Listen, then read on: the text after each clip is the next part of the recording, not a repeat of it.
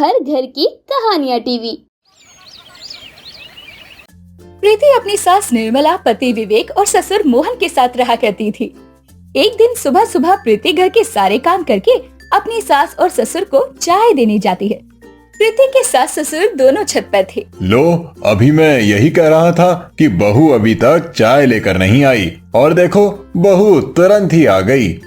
अरे आपके बहू ने तो हम दोनों की आदत ही बिगाड़ दी है।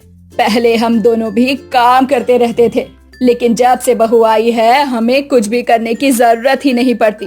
सब कुछ तो बहू ही कर लेती है। अब मैं यहाँ शादी करके आई हूँ तो यहाँ ही सब संभालूंगी ना। और वैसे भी मेरे लिए तो आप मेरे मम्मी पापा की तरह ही हो। हमें बहू नहीं बल्कि बहू के रूप में बेटी मिली है। हमारा बहुत ख्याल रखती है, कभी किसी चीज की कमी नहीं होने देती। इन तीनों को एक साथ ऐसे हंसी मजाक करता देख उनके सामने वाले घर में रह रही पड़ोसन विमला अपनी बहू उर्मिला से कहती है, अरे देख तो बहू, ये लोग घर घर खेल रहे हैं। अरे कहीं कोई ऐसा परिवार देखा है क्या जो इतने प्यार से रहे, कभी झगड़ा ही ना करे। यही तो माँ जी, मैं भी सोच नहीं पाती हूँ कि प्रीति को शादी करके आए हुए 1 साल हो गया है। आज तक कभी इनके घर से लड़ाई झगड़े की आवाज तक नहीं आई। इतना क्या दिखावा करना। अरे कुछ भी कहो, लेकिन निर्मला का बेटा करता तो बहुत प्यार है अपनी माँ से, और एक मेरा बेटा है जो आज तक पूछता भी नहीं है मुझे। विमला और उर्मिला दोनों को ही प्रीति का सुखी परिवार देखकर बहुत जलन होती है। ऐसे ही कुछ दिनों के बाद उर्मिला दुकान पर सामान ले रही थी, तभी वहाँ प्रीति भी आ जाती है। अरे प्रीति, तुम यहाँ? कैसी हो उर्मिला? घर में सब ठीक तो है ना? मेरे घर में तो सब ठीक ही है, लेकिन तुम्हारे पति के साथ तो सब ठीक चल रहा है ना तुम्हारा? मेरा मतलब है कोई परेशानी तो नहीं हो रही ना तुम्हें? तुम ऐसा क्यों कह रही हो? मेरे पति के साथ क्या होना है, सब ठीक ही तो चल रहा है। तुम कहना क्या चाहती हो? देखो, बात तुम्हें जरा बुरी लगेगी, लेकिन सच है, मैंने तुम्हारे पति को किसी पराई लड़की के साथ गले लगते हुए देखा। मन तो हुआ कि टोकूं, लेकिन ऐसा हो ही नहीं सकता। तुमने जरूर कुछ गलत देखा होगा। अब मानना ना मानना तुम्हारे ऊपर है, लेकिन मैंने तुम्हें वही बताया जो मैंने अपनी आंखों से देखा था। उर्मिला प्रीति के मन में शक पैदा करके वहाँ से चली जाती है। प्रीति के दिमाग से ये बात जाती ही नहीं है। कुछ दिनों बाद निर्मला प्रसाद देने विमला के घर जाती है, जहाँ विमला अकेले बैठी थी।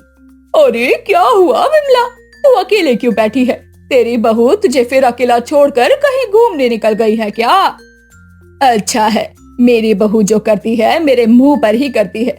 अब कोई पीठ पीछे करे, तुम्हें पता भी ना चले, ये तो ज्यादा बुरी बात है ना। अरे ये तो बिल्कुल ठीक कह रही है तू, लेकिन तू किसकी बात कर रही है? मैं तो तेरी बहू के बारे में बोल रही हूँ। मेरी बहू के बारे में बोल रही है? तुझे मेरी बहू के बारे में बोलने की क्या जरूरत है? मुझे पता है मेरी बहू बहुत अच्छी है। अच्छी बात है अगर तुझे ऐसा लगता है, लेकिन सच पता चले ना तब भी ऐसा ही लगे तब मानूंगी। अरे तू बोलना क्या चाहती है, साफ साफ बोलना।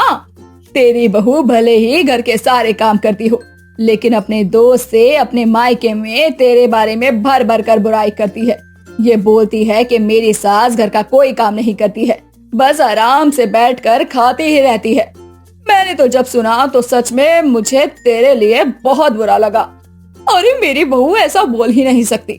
और चलो एक बार के लिए मैं मान भी लेती हूँ कि मेरी बहू ने ऐसा बोला होगा, तो तूने कब सुन लिया?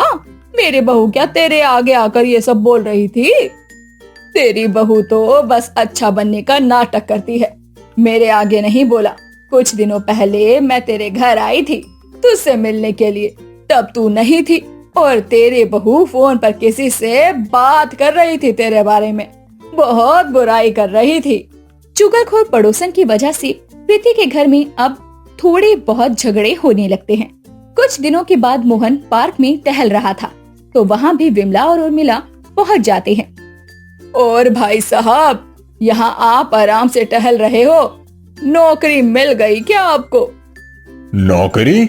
मुझे नौकरी की क्या जरूरत है? मेरा बेटा अच्छा खासा कमा रहा है।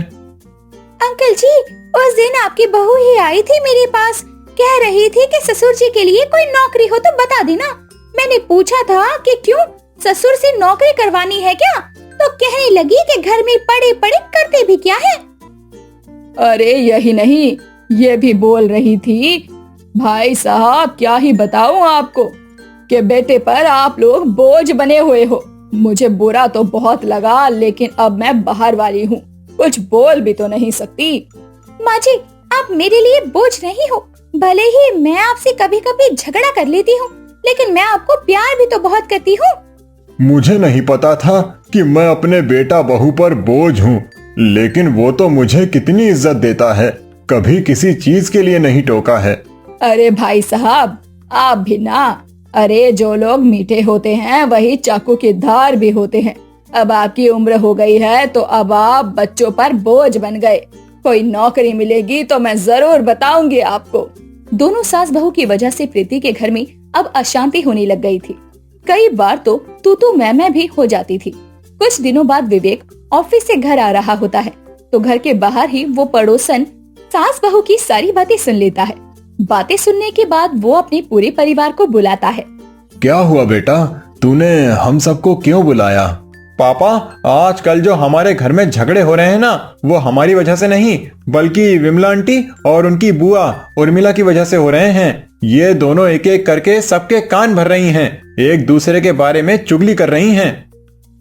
हाँ, मुझे भी विवेक के बारे में उर्मिला ने ही बताया था, और मुझे भी बहू के बारे में विमला ने ही बताया था। अरे मुझे तो दोनों पड़ोसन सास बहू ने भड़काया है। सच में विमला से ये उम्मीद नहीं थी। ऐसी चुगलखोर पड़ोसन होना तो कलंक है। आप सब भी देख रहे हो ना मोहल्ले वालों। चुगलखोर पड़ोसन का सच सबके सामने आ जाता है और उसके बाद वो दोनों आस पड़ोस में किसी से बात तक नहीं कर पाते।